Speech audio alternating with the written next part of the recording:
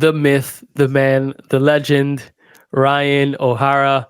How are you, my brother? What's up? I always feel like it's like a huge honor to be in the same room as you, Mr. Soto. I love it. I love your Well, last name, by the way. Like I know you make music, dude. You have a great name for music. well, thank you. You know, I was listening to, so over the last couple of days, I've been listening to a lot of like motivational content from like back in the day. And, you know, Napoleon Hill has Think and Grow Rich. And then there's like Bob Proctor and all this stuff. And the reason why I bring it up is because they keep saying you have to love what you do. Like the money, you know, we've heard it a million times, but it's interesting. It's like most people actually just go, okay, what can I make a lot of money doing? And then just end up doing that or attempting to do that for, you know, a period of time, whether that is sustainable or not. And their feedback, and I haven't finished the book, right? I've just kind of started, even though it's like from the freaking 30s or something. But I've, you know, sort of distilled a couple or distilled down to like a couple key themes. And it's one of those is that, right? Like find what you love. You know, most people don't know what they love, which is, I think, a pretty true statement. And then again, most people just kind of like pursue the money, and not the passion and love. And it's like, you know, so, you know, the reason, again, I bring that up is because like, I love music. And, you know, when I was a kid, I wanted to be a rock star, right? Like I was Kurt Cobain and Eddie Vedder and all the 90s rock really like turned me on. And, you know, and then I was listening to jazz and Brazilian jazz from my dad. And so I had this like amalgamation of just different music. But like, if you were to ask me what my passion is, it's like music and performance and stuff like that. So, you know, I think maybe the middle ground now is being able to do podcasts and create video and stuff in SaaS, right? My sneaky thing I do, because I make music too, is I just put all my music in my videos. So like I don't know if you knew that, all my background music in any video you watch, I made. No usually. way. Yeah, that's amazing. So I used to do that at First Cut. Oh, nice. Awesome. Yeah, you're like, hey, this case study at First Cut's great. You should use it. And it's just you plug in your music. Yeah, exactly. And I'd have like all this music, and it was like total original music. I think a couple people knew that, but that's a cool little thing. It's like a little Easter egg that people put in. Like Matt Groening put like MG in Homer Simpson's ear, so like he has like his signature in every frame, basically. That's awesome. I didn't know that. Yeah. Well, you know, I mean, The Simpsons. There's so much about The Simpsons that people talk a lot about, and the meaning in their episodes and all sorts of stuff. So that was always a very ingenious, you know, show. But let's talk about ingenious. Pitchfire. Whoa, what a transition. Yeah. You like that? See, I did. That's like a transition from the chorus back to, you know, the verse. Let's talk a little bit about it. Like, first of all, congratulations. Oh, thank you. I know you've been at it for a while, and boy, these journeys are, you know, there's never a dull moment either way, right? Like one moment you could be like, oh, we're on top of something, or we're onto something rather. Yeah. And then the next moment, and it literally ping pongs, right? But congrats for the folks out there. What is Pitchfire, and how can they like really embrace this new paradigm? All right, so when I worked at Lead IQ, I'll go story time a little bit. When I worked at Lead IQ, one thing I kept seeing is that it was getting harder and harder for them to get responses to build pipeline from salespeople, or like salespeople, like they'd tell me like, hey, I'm prospecting 300 or 400 people a week, and I'm not hearing back from any of them. No one's getting back to me. And I started to do a little bit more digging, and I'm like, hey, how much are these SaaS companies paying to get our attention and get responses and stuff, between SDR salaries, sales software, marketing automation, following them, display ads, you know, the whole game. Everybody does this stuff, right? Companies spent last year like $500 billion trying to get our attention between all these different vendors and stuff that you can buy. And it just started getting me thinking like, hey, why aren't we just paying people directly? Like our whole generation, I'm in the bucket of millennial. I'm like in the millennial zone. I think you are too, right? Technically. I don't know. I think so. I think I'm at the line. I'm 42. Yeah, I think that's right 80, at the line. I think 81. Yeah, I'm 37, so like I think I'm right at the millennial zone, but like our whole generation and anyone after us can't buy a house.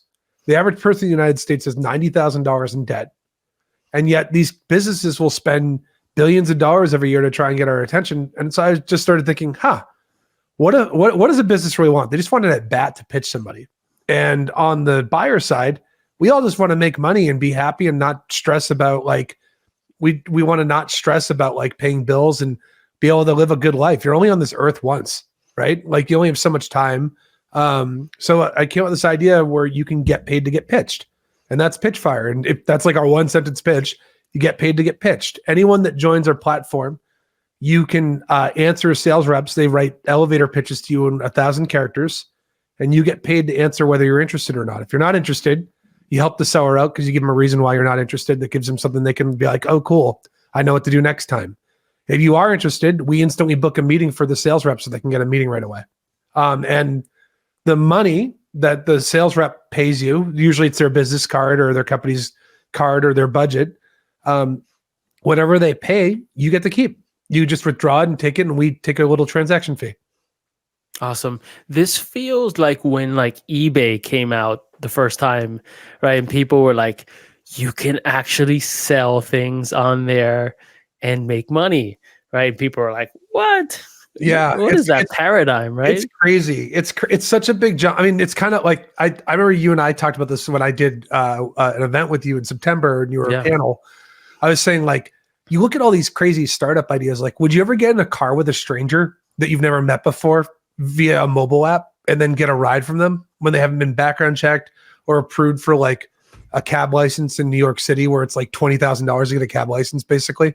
Would you ever stay at a stranger's extra bedroom at their house and pay them $300 or $400 a night to stay at the house? Like you start thinking of all these crazy things like Airbnb and Uber and stuff that like we've seen over the years where we shifted how someone's mind works and overcame that fear. If you get past that early adopter curve and get people to trust it, it's going to work and you're going to be able to make a real change. And that's what I'm trying to do. Like, I'm not trying to make a startup that's like a rinky dink little niche thing. I'm trying to get something to the moon. Yeah. Well, yeah, I know you're off to a hot start. So congratulations. Thank you. Speaking of like hot topics, there's been this whole like, new spam filters everyone's talking about, and what is it from your perspective? Like, what is it? What does it actually mean? And then I guess at a higher level, what does it mean for prospecting? So the way that the landscape is today, I'll give you some metrics that we have from Pitchfire. The first is that right now, most companies that are in B2B use a sales engagement platform. Sales engagement platforms allow you to take a contact, add it to a railroad track of activities like calls and emails, LinkedIn messages, and it will automatically build out the things that you need to do. All a rep has to do is hit a button. So if you want to dial someone, you can hit dial and call and you'll call them. If you want to write an email, you can even have follow-up emails be automated. You could have your first email be automated if you want to. And what that's done is it's basically created a problem I call the outbound paradox.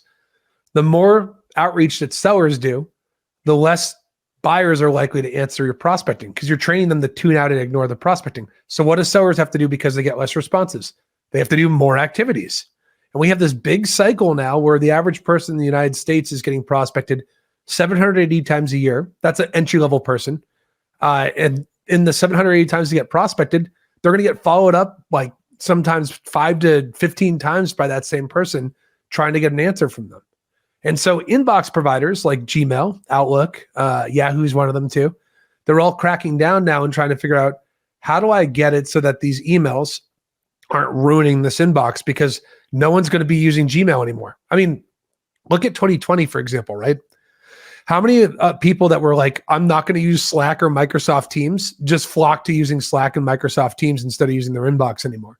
It's because you don't have outside access on there. You're not going to get a spam message from someone on Slack if they're not in your system already, or they're not included in your work group.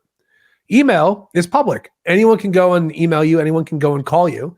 And those interruptions have just gotten out of control.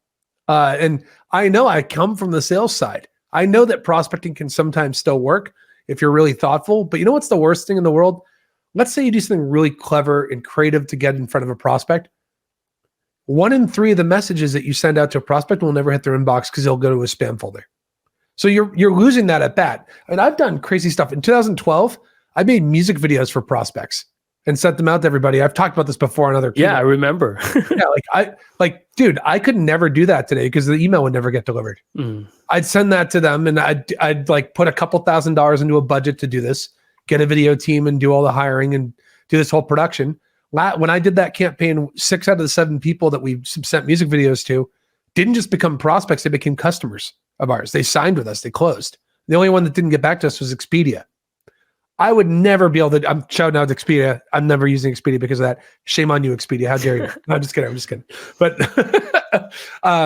the point I'm getting at is like, you could never do that today because your stuff wouldn't get delivered. And if you go and pop up and try and do it on social, there's so many reps that are sending messaging requests and invites and stuff on LinkedIn.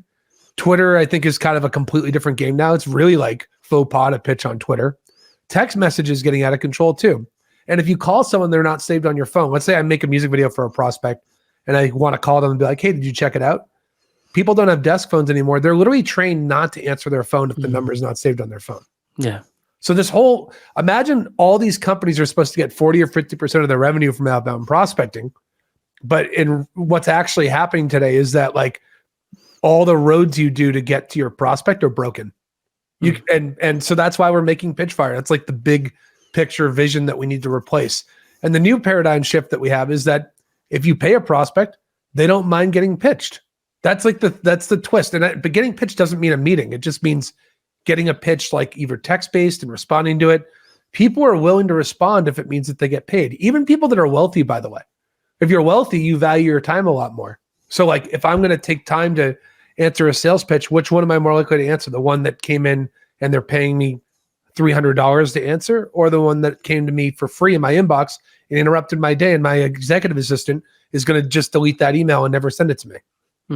Like that's the whole system that we're trying to overtake here, and we're all getting sucked into it. Now, you add in 2 more factors of this thing. Gmail, Outlook, and Yahoo all want you using their product every day. If companies stop using email, you're less likely to stay on Google. You're less for your Google Workspace. If you're on Microsoft and you're getting hammered with emails and spam messages and people stop using Outlook, you're less likely to have someone stay on Microsoft. So these companies have to do something about all the cold outreach and spam and how bad it's gotten for people. And that's what they're trying to do. If you work in an enterprise company too, the volume is even higher than that 780 number I talked about earlier. So what they've been doing is there's new rules that are coming into place. 2 things that we've heard, we've had 5 sources confirm this with Google. They're going to be making a sales tab in your inbox. So right now you have promotions, you have social, your default inbox view will automatically put people into tabs. They're going to be making a 3rd tab just for sales emails. And when that happens, it's very easy to do. If you want to talk about how they're probably going to build it, I can tell you. When they do that, it's going to be a huge deal for salespeople. Now, what really kind of made this story hot for us to talk about today on this podcast is last week, it might have been actually the week before now, because that was Thanksgiving last week. 2 weeks ago, Outreach sent an email out to customers that said, hey, listen, if your whole organization sends over 5,000 messages outbound a day and you get a 0.3% spam complaint rate, we're going to block you from sending outbound messages, even if they're not sales messages. So like, that's a big deal. That basically is telling you that the volume that companies have to sustain, if you have 10 reps and they send 50 emails a day, you just hit 500 right there. Imagine if you're a sales team with 50 or with 100 people. And there are a ton of companies that are like that.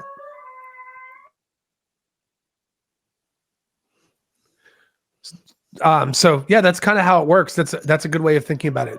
Sorry, my dog's making sad howling sounds. Do you hear it?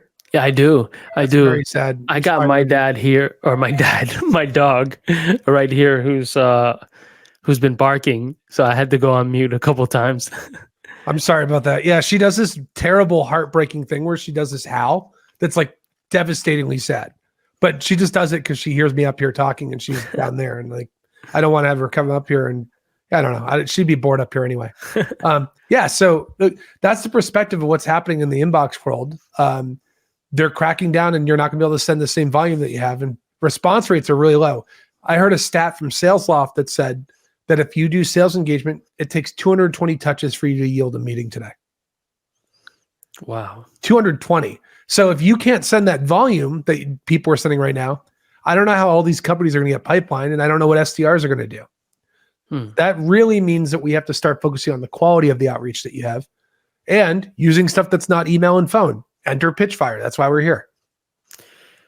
What do you think the future? Okay, so we have Pitchfire, right? And are there any other solutions that are sort of like taking similar approaches in the in the space? You're the only solution that I know of, but let's just call there's it others.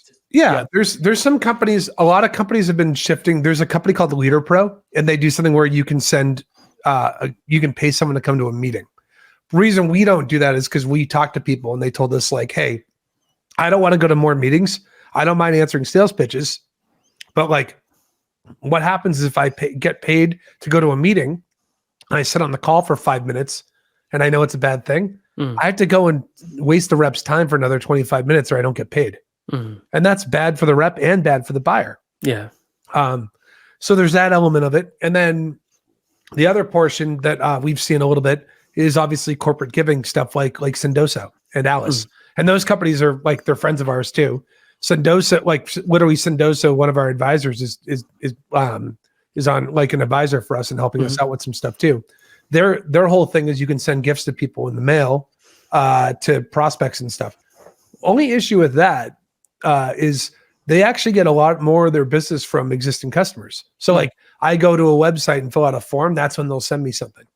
It's a great inbound tool for marketing and helping with that stuff as well. But like the success rate of sending something to someone at a home address, that data is not as public and available as it used to be.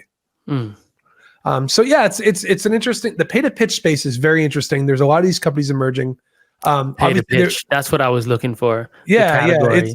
There's another company they just went under recently that was called Gated. And they used to do something where like you could email somebody and you'd pay to get the email delivered. And I think the issues that they have is Google's literally building what they do and with the new sales tab. So their business model kind of goes like, isn't as powerful as it is to get a response. If I'm a seller, I'd much rather get a response from a prospect than an email delivered. So the future of prospecting, in the way that I look at it, I actually think that one of the reasons that people don't take big chances with prospecting, I'll tell you a story in a second is a good example. The reason people don't take big chances with prospecting is you're not guaranteed that the prospect's ever going to see it. And if they don't see it, you're kind of wasting your time. I'll give you a really good example. Stu Heinecke has a story that he did. He wrote a book called How to Get a Meeting with Anyone. I don't know if you ever talked to him. He'd probably love to be on this podcast if you asked him, by the way. Really brilliant guy. He has a story about this guy named Dan Walschmidt, who I met independently in South Carolina. I had no idea that this guy like did this campaign. I read about it in the book. I'm like, I know that guy. He got the guy that made all of Ridley Scott's swords for the movie Gladiator to make a customized sword for 300 of the top Fortune 500 company CEOs. And he sent them out. They each cost a couple $100 to make. And this guy forged and made literally 300 swords with engraving each of their names on it. And Dan mailed them all to the CEOs of the Fortune 500 companies and basically was trying to solicit them to become clients for his agency that he had. And Dan was able to go book. This is when people had like work offices and stuff, not remote. So you actually had good data on an address and stuff. Dan was able to book I think his response rate was somewhere close to like 60 or 70% with this. Wow. In getting meetings. So like, what year was this? I think it was early 2000s. So like it was one of the early examples in the book that he talked about. But the reason that I bring it up is companies would never do something like that today because you're not guaranteed to get a sword. Like if you spend a couple $100 on a sword and it might not ever reach its destination, you just wasted money. What we're trying to do is like, the way I look at it is like, I think the future of prospecting is to go make a Super Bowl ad for one company at a time. And that makes sales really fun and exciting. Like, would you rather drone on and hit a bunch of buttons to send templates all day and call people? Or would you rather be like in a room, like Don Draper style, being like, how do we break into this company? What can we make? What can we do? And the reason that you don't approach and do prospecting like that today is because you're not guaranteed someone will see it. That's what one of the things we're trying to do is we're going to guarantee that not only are they going to see your pitch you do, holy crap, you're going to get a response. How much do you think social selling is really impacting pipeline and maybe other sort of factors within a brand? So a couple things that are great about social selling. If you make content and put it out online, your name gets seen. And your name gets seen in the content so that when you write an email to someone, they're more likely to actually open the email. And if they're more likely to open the email, I mean, for example, if I see your content everywhere. If you ever wrote me an email, I'm guaranteed to open it all the time. We know each other, but when I didn't know you, I remember when you were, what was a company you worked at that got acquired by Twitter? Mopub. Yeah, dude. I remember I was opening emails from you back then when I was doing marketing stuff. And it's because I saw your content online all the time. Like there's a lot of power there in being like, oh, I recognize this name. If Tom Brady writes me an email, I'm going to open it. If Tom Brady leaves me a voicemail, I'm going to listen to it because holy crap, it's Tom Brady, right? I'm not saying that everyone here has to go be Tom Brady, but like you could be making content online and getting seen by people. The other thing that it does is it creates an excuse for you to nurture a relationship with someone. So if I put a video up on LinkedIn and maybe I only get 10 or 15 likes on it, all those people that like it, I could go message and be like, hey, what are you doing? Let's go do a podcast. Or, hey, what's up? What are you doing? What's new? Thanks for liking the video. What's going on with you? What can I do to help you? You just do some stuff like that to trigger and initiate something. And the thing that person's not going to do is they're not going to be like, wait, why are you contacting me? I don't get it. Like they get it because you just like their video. That's why you're doing it. That's a context. Yeah, a whole new world that I know we've been talking about for the last decade. Yet it's finally here, right? And it's at a level that is highly competitive, right? Like to your point, when I was at Mopub, that was 11. That's crazy. Almost like 11 years ago. Yeah. Right. Yeah. Going on 11 years ago. Right. So, and even before that was posting stuff on YouTube and all that, just frankly, because it just made sense, right? Like YouTube had taken off in the consumer market and it had to make sense that it would, move into the B2B, but like, we're finally here. Yep. Super competitive, in terms of eyeballs and stuff. But I think that's probably a good thing because people are now going and like reading information. I was talking to our buddy Craig Rosenberg, who's now at Scale Venture Partners. Yeah. And he was like, dude, I can't wait to read LinkedIn posts now. He's like, forget about blogs. Like LinkedIn posts he didn't say forget about blogs, but he was saying like, you should really think about like, your content marketing strategy within LinkedIn because these long form posts now, which, he's totally right. Like it's a new world that we need to really dig into. I think a big part of this, if you're listening and you're like, oh man, I know obviously to put stuff on LinkedIn or something, the way to do it is you need to make it engaging and entertaining and informative. I call it infotainment. You're basically providing infotainment. Every person that works in business, you have three things that you can offer people. You have your network, you have your experience, and you have insight that you've learned from the other two. Like what have you learned from your network? What have you learned from your experience? Put those together, and that's the insight that you're sharing. If you're feeling like, I don't know what to put, I don't have anything useful to do, you know what you do have? You have an email address, you've got a company, you got a paycheck coming in probably if you're working somewhere. Use those three things and go get other people that know stuff. And guess what happens? That transition of knowledge comes to you. I remember one thing I always appreciated from you is like, dude, I never had made case studies before. And when I remember I worked with you at First Cut and learned a lot about like, wow, it's like a lot of the stuff that you're doing with this needs to be authentic and real and like, and engaging and look good. And like, we are able to go do that stuff. Like I learned that stuff from working with you. I didn't learn it from just trying to do case studies and doing a terrible job. Like you're a lot better off interacting and doing stuff with people. And it's not in the age of Zoom too. It's never been easier to hop on a call with a stranger and do something. Yeah. And those, I don't want to say lower quality productions, but there's certainly not the, hey, I'm going to hire a production company and spend 50 grand on a video. Those are still good, right? Like I'm not against those, obviously. But it's a volume game, in my opinion.